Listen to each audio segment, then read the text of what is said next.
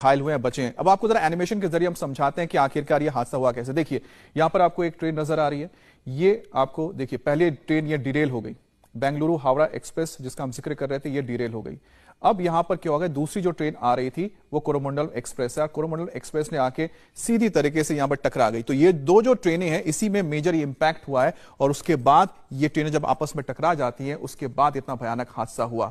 दोनों ट्रेन को देखिए कि यहां पर हम जो दिखा रहे हैं कि किस तरह से इंपैक्ट हुआ।